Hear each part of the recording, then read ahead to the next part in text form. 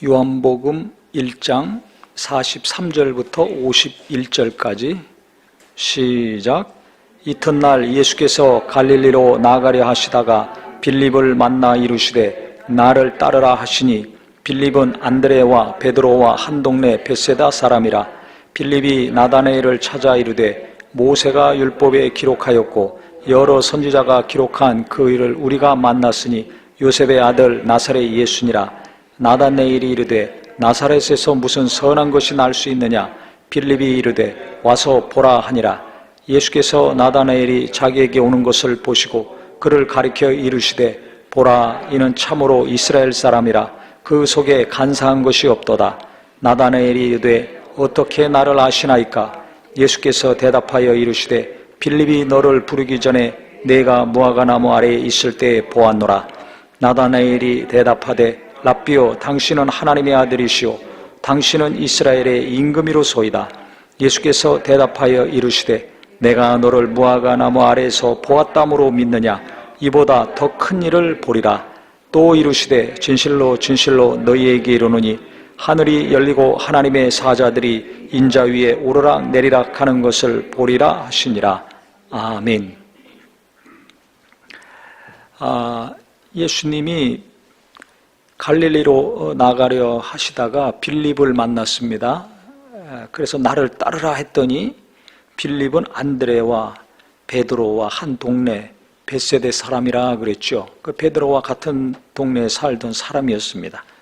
근데 빌립이 이제 나다나엘에게 가가지고 이야기했습니다. 빌립이 나를 따르라 했을 때 예수가 하나님의 아들이시고 구세주인 것인 줄을 알았어요. 그 믿음이 분명하니까 나다나엘을 전도한 겁니다. 그 나다나엘 자기 잘 아는 친구한테 가가지고 모세가 율법에 기록하였고 여러 선지자가 기록한 그 일을 우리가 만났으니 그랬습니다. 구약이죠. 모세와 선지자의 글이 구약에 있지 않습니까? 그것은 약속입니다. 구세주가 오셔서 우리를 죄에서 구원해 주실 것이다. 그래서 이스라엘 백성들은 예수님이 오실 때까지 계속해서 구세주를 기다렸습니다. 그 일을 우리가 만났다. 즉 하나님이 약속하신 구주를 만났다. 이 얼마나 큰 기쁜 소식입니까? 복된 소식이죠. 그래서 복음이라고 하는 것입니다. 복복자 소리음자, 복된 소식이에요. 가장 큰 복은 예수 믿고 구원받는 겁니다. 죄를 해결받는 겁니다. 요새 많은 사람들이 돈에 대해서 갈급해합니다. 영끌이라고 그래요. 저는 처음에 몰랐어요. 영끌해가지고 집 샀다고.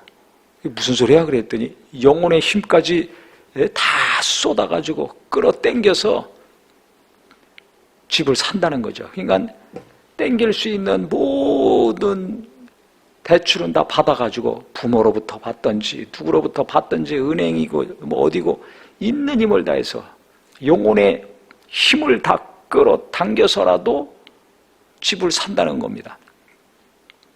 예수 믿는 사람만 영혼 얘기하는 줄 알았더니 안 믿는 사람들도 영혼은 인정하나 봐요. 영끌이 그렇듯이라고 그러더라고요. 보이지 않는 영혼의 힘까지 있는 힘을 다해서 집을 산다는 것이 이게 벌써 몇 년 전 얘기입니다. 지금은 더하죠. 그렇게 있는 힘을 다 하고 가족들도 있는 힘을 다해서 도와주고 해도 자기 영혼의 죄를 해결할 수가 없습니다. 아무리 요새 부동산이 많이 올랐는데요. 부동산이 많고 큰 빌딩이 있어서 어떤 사람은 한 달에 통장에 딱딱 임대료가 들어오는데 100억이 들어온대요. 100억. 한 달에. 깜짝 놀랐습니다. 제가 신문 보고서. 아니 한 달에 1000만 원만 들어와도 얼마나 큰 돈입니까? 1억만 들어와도 얼마나 큰 돈입니까? 근데 100억씩 딱딱 꽂힌답니다. 빌딩이 여기저기 몇 채 있는 거예요. 그래서 그런 부자는 어떻게 사는가 이렇게 쭉 취재한 게 나왔더라고요. 그래서 참 이런 사람도 있구나. 그런데 한 달에 100억씩 들어오면 1년이면 얼마입니까? 1200억이 들어오는 겁니다. 현찰로만. 현찰로만 1년에 1200억이 통장에 꼬박꼬박 들어옵니다. 그런데 그거 가지고 자기 죄를 씻을 수 있습니까? 자기 자식들의 죄를, 그 영혼의 죄를 깨끗게 할 수 있습니까? 몸은 깨끗게 할 수 있습니다. 얼굴도 머리부터 발끝까지 깨끗게 하는 게 뭐예요? 이 세상에서 가장 최고 좋은 것으로 번쩍번쩍 빛나게 해줄 수도 있습니다. 그런데 그 영혼은, 육체 안에 있는 영혼, 영원히 사는 영혼은 전혀 깨끗게 할 능력이 없습니다. 이 세상의 금덩어리는 아무리 큰 금이고 아무리 큰 보석이고 아무리 큰 빌딩이고 값나가는 땅이라 할지라도 내 영혼을 깨끗게 할 수 없어요. 내 가족들의 죄 문제를 해결할 수가 없습니다. 그래서 복음입니다. 그래서 기쁜 소식이고 복된 소식이에요. 나는 뭐가 복된 소식입니까? 요즘 이십시처럼 좋은 학교 갔다, 원하는 학교 갔다, 합격 통지가 복된 소식이겠죠. 취직을 앞둔 졸업생들은 또 자기가 원하는 직장, 누구나 가고 싶은 대기업 취직하면 그게 또 복된 소식입니다. 누구나 다 바라고 원하는 것이 이루어졌을 때 그 소식이 복된 소식이죠. 그런데 성경은 그게 복된 소식이 아니라 너희 죄를 해결해 주실 구주가 오셨다. 예수가 오셔서 육체를 입고 오셔서 우리 죄를 해결해 주셨다. 그를 믿으면 죄 사함 받고 영혼이 구원받는다. 이게 복된 소식입니다. 그러니까 이거는 이방인들은 잘 몰라요. 구세주를 기다리고 자손 대대로 기다렸던 구세주에 대해서 죄를 사해 주실 그 구주를 기다리고 사모하고 악망했던 이스라엘 백성들이나 이게 복된 소식인 줄 알지, 이방인들은 하나님을 몰랐으니까, 하나님 모르고 살았던 우리 같은 사람들은 뭐 아무것도 모르잖아요. 그러니까 예수 믿고 구원받았으면 그것이 얼마나 값지고 귀한 것인지 그 값을 잘 모릅니다. 그러니까 구원받은 거, 예수 믿는 것보다 더 다른 것이 가치 있고 값이 있다고 생각하니까 그걸 더 찾는 거예요. 주여, 주여. 왜? 나 저거 주시옵소서. 이것도 주시옵소서. 이걸로 양이 안 찹니다. 저것도 주시고 더 많이 주시옵소서. 이건 복음을 모르는 거죠. 예수님을 잘 모르는 거예요. 성경 아무리 많이 읽고 아무리 많이 가르치고 배웠다고 해도 계속 그런 식으로 교회에서 하면 잘 모르는 겁니다. 근데 교회 자체가, 목사들 자체가 지금까지 그렇게 많이 해왔거든요. 큰 교회 다녀야 복 받는다고, 작은 교회 다니면 복 없는 거예요. 왜? 조그마니까. 그러니까 커야지 복이야. 성경에 크다고 복인 거 없어요. 많다고 복되다고 안 했습니다. 도리어 예수님 오셔서는 심령이 가난한 자가 복되다 그랬어요. 애통한 자가 복되다 그랬어요. 그런 사람들이 예수 믿습니다. 오늘도 어떤 그 목사님하고 전화하는데, 그 아주 이름만 대면 다 아는 분이에요. 유명한 분입니다. 이번에도 나라에서 주는 큰 상을 받았습니다. 6년 동안 교회 나왔는데 얼마 전부터 안 나온다는 거예요. 로마서를 가르치면서 믿음으로 구원받는다. 그래도 여기에 딱 걸려가지고 며느리가 하도 천사같이 잘해져가지고 감동돼가지고 교회 나왔는데 사위가 목사거든요. 제 친구입니다. 근데 얼마 전부터 딱 장인어른이 안 나온다는 거예요. 그러니까 자기 이성에 안 맞는 거죠. 믿음으로 구원받아? 이게 안 맞는 거예요. 그러니까 거듭난 체험이 없는 거죠. 그 사람에게는 복음이 들어가지 않습니다. 유명한 사람이고 나라에서도 큰 상을 받고 다 아는 사람이지만 복음이 안 들어가요. 복된 소식이 안 들어가요. 그 복을 못 받는 겁니다. 그래서 제가 그랬어요. 기운이 더 빠져야 된다. 아프다가 다 죽어갈 때는 교회 나온 거예요. 심령이 가난해졌으니까. 근데 고침받고 지금 연세도 많으신데 90이 넘었는데 몸이 건강하대요. 기운이 넘친대요. 그러니까 안 믿어요. 안 받아들여. 참 이상하죠. 복음은요, 예수님은 심령이 가난해야 들어갑니다. 심령이 가난해야 돼요. 그래야 예수님 말씀이 진리예요. 심령이 가난한 자가 복되도다 그랬습니다. 그래야 예수님을 믿습니다. 복음, 복된 소식이 들려옵니다. 그걸 믿습니다. 받아들입니다. 근데 심령이 가난하지 않으면, 애통한 게 없으면 안 받아들여요. 거부해요.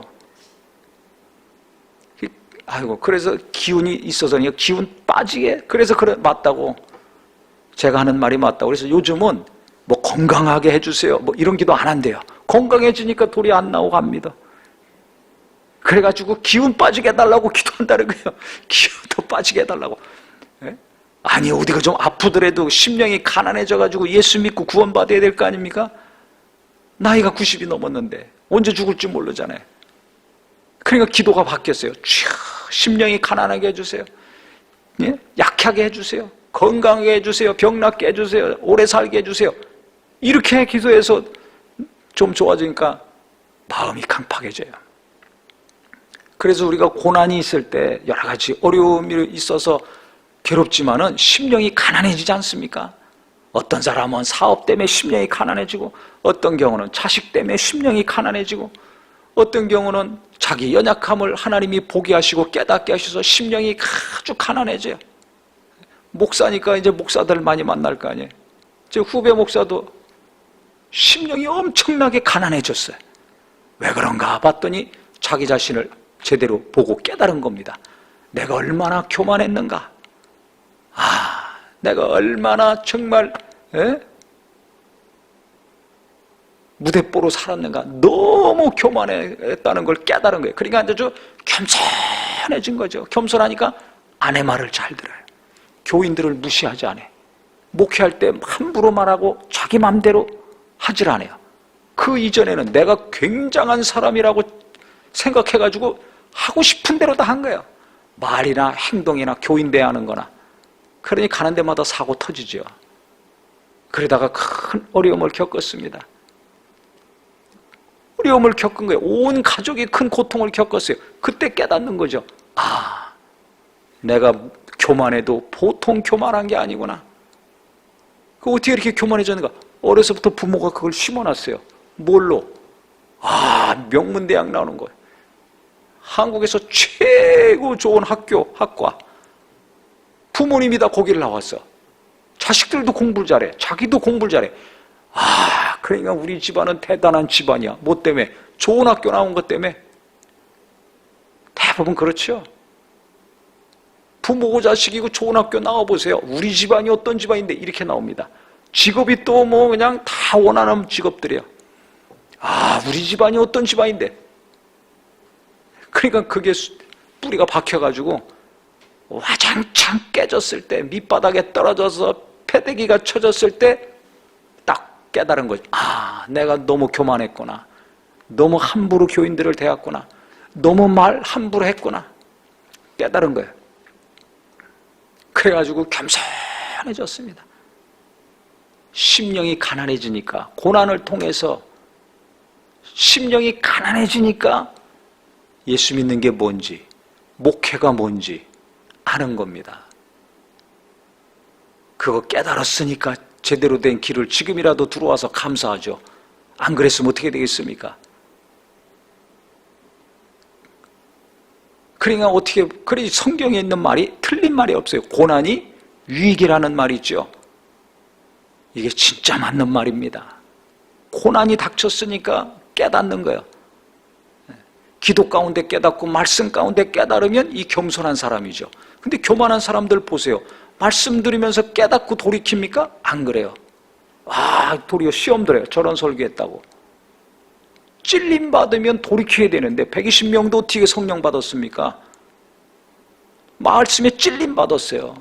예수님 살아계실 때도 안 믿었던 자들이 성령 충만한 바울의 설교를 듣고, 그럼 우리는 어떻게 하면 되냐?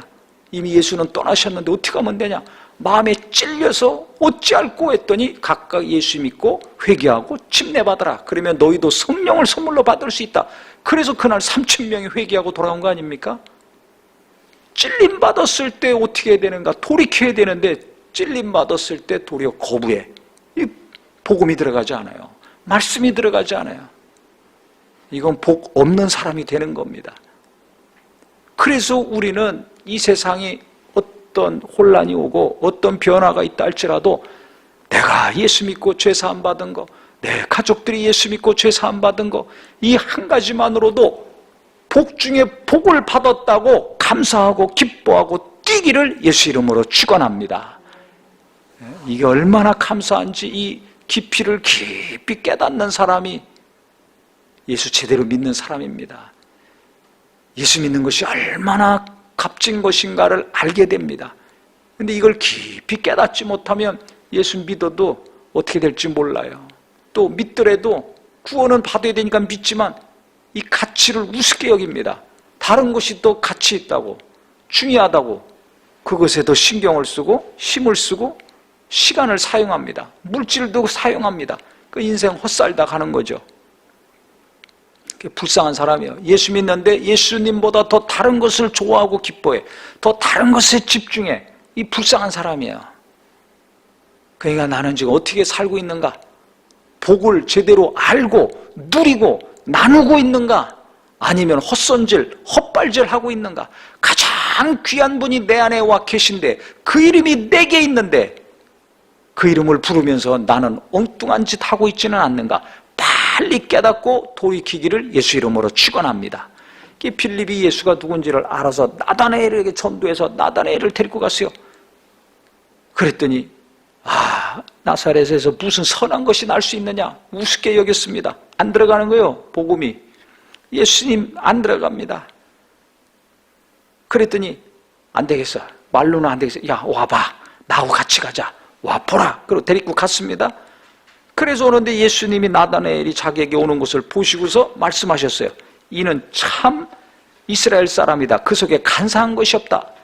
대화도 안 했는데 멀리서 오는 사람 딱 보시고서 예수님은 워낙 정령하시니까 사람 속에 어떤지 다 아시거든요. 간사한 것이 없다. 참 이스라엘 사람이다. 자기를 딱 알아보시니까 나다나엘이 여기서 꼬꾸라졌습니다. 어떻게 나를 아시나이까? 너를 부르기 전에, 빌립이 너를 부르기 전에 내가 무화과나무 아래에 있을 때 보았다 하니까 나다나엘이 어떻게 고백합니까? 랍비여 당신은 하나님의 아들이시오. 당신은 이스라엘의 임금이로소이다. 하나님의 아들이심을 인정했어요. 이스라엘의 왕임을 인정했어요. 자기가 어떤 사람인지를 처음 봤는데 한마디 대화도 안 했는데 겪어보지도 안 했는데 나를 알아. 하나님만이 나를 알잖아요. 그래서 빌립이 진짜 구세주를 만났다. 우리를 구원하러 오신 하나님의 아들을 만났다는 것을 믿고 고백을 한 것입니다. 그때 예수께서 어떤 말씀을 하셨는가? 내가 너를 무화과나무 아래에서 보았다 함으로 믿느냐? 이보다 더 큰 일을 보리라. 내가 너를 무화과나무 아래에 있을 때 보았다고 지금 나를 믿냐? 네가 어떤 사람인지 내 속에 어떤 것이 있는지 내가 이야기하고 알았다고 내가 지금 나를 믿느냐? 이건 아무것도 아니다 이거예요. 지금부터 시작이다. 네가 계속 나를 믿으면 이보다 더 큰 일도 보리라. 우리가 예수 믿고 구원받은 거 너무너무 감사하죠. 이건 시작입니다. 예수 내가 믿는 동안에 죽는 날까지 내가 이보다 더 큰 일을 보리라. 주님은 시작이에요. 예수 믿는 자들에게 앞으로 계속 시간이 가면 갈수록 더 큰 응답도 주시고 더 큰 은혜도 주시고 더 큰 역사를 나타내시고 보여주시겠다는 겁니다. 이게 빌립, 나다나엘에게만 한 얘기가 아니라 바로 내게 대해서 우리에 대해서 하는 음성으로 들려지기를 예수 이름으로 축원합니다. 저는 그래서 이 말씀을 볼 때마다 정말 너무 마음이 뜨거워져요. 기대가 됩니다. 네가 지금 저도 처음에 예수 믿을 때 하나님이 보여주신 것이 있어요. 그래서 예수 믿었습니다. 그 이외에도 하나님이 계속 은혜도 주시고 역사하신 것들이 많이 있죠. 그것으로 만족하지 말라는 거예요. 그것 때문에 믿느냐? 이보다 더 큰 일도 볼 것이다. 아, 이것 때문에 기뻐하고 위로받았느냐? 이보다 더 큰 일도 볼 것이다. 하나님은 계속 믿는 자들에게, 자기를 따르는 자들에게, 자기를 의지하는 자들에게 계속해서 더 큰 일을 보여주시겠다는 겁니다. 그래서 세상은 갈수록 예수 믿기 어렵습니다. 우리 자녀들이, 청년들과 청소년들이 갈수록 교회 다니고 예배하고 신앙생활하기 어렵습니다. 기도하기도 어렵고 성경 보기도 어렵죠. 요새 코로나가 있어서 만나지도 못하고 모이지도 못합니다. 조금 위드 코로나 했지만 확진자 늘어나니까 또 어떻게 될지 모릅니다. 어떤 분은 그래요. 이 비대면이 아니라는 거예요. 왜? 자기가 가고 싶은 데는 가요. 코로나가 그렇게 번성할 때도 만나고 싶은 사람은 만나요. 그렇지 않습니까? 먹고 싶은 사람은 만나서 먹습니다. 만나기 싫은 사람, 가기 싫은 곳은 안 갑니다. 이 교회도 가고 싶은 사람은 와요. 몇 퍼센트 정부에서 허락하고 안 하고 옵니다. 가기 싫은 사람은 코로나 끝나도 안 옵니다. 그러니까 대면, 비대면 이게 아니다. 선택적 대면이란 단어를 쓰더라고요. 그게 맞더라고요. 자기가 선택해서 어디서 누구든지 만나잖아요. 만나고 싶은 사람은. 가고 싶은 곳은 가고. 그러니까 코로나 때문에 안 되고 그게 아니에요. 하고 싶으면 어디 가서 누구하고 무엇이든지 합니다. 하기 싫으면 안 합니다. 그러니까 우리가 하나님이 이 세상이 어떤지를 뻔히 아세요. 예수님도 뻔히 아세요. 그래서 코로나가 심하던 위드 코로나로 가던 종식이 되던 그 이후에 또 어떤 일들이 이 세상에 일어나든지 관계없이 예수님을 계속 가장 값진 분, 가장 귀한 분, 그래서 그분을 내가 믿고 처음에 신뢰하고 따랐던 거 계속 지속하고 오늘도 내일도 변함없는 그분을 계속 의지하고 따른다면 하나님은 이보다 더 큰 일을 보리라 하신 말씀을 내게 이 세상에서 계속 이루어 주실 것입니다. 그래서 세상이 복잡하고 어지럽고 혼란할수록 내가 변치 않는 예수, 변하는 것을 이길 수 있는 건 변치 않는 것밖에 없잖아요. 금덩어리가 왜 가치가, 순금이 왜 가치가 있습니까? 변하지 않기 때문에. 그걸 기준으로 은행에서 돈을 찍어내지 않습니까? 한 것처럼 예수님이 변하지 않는 분이라고 그랬어요. 하나님 말씀은 변하지 않습니다. 변하지 않는 예수를 계속 믿고 변하지 않는 말씀을 계속 믿고 의지했을 때 우리는 이 변화되는 세상에서 승리하는 자, 이기는 자가 될 수 있는 것입니다. 그 사람들은 더 큰 일을 보는 주인공이 되는 것입니다. 할렐루야! 할렐루야!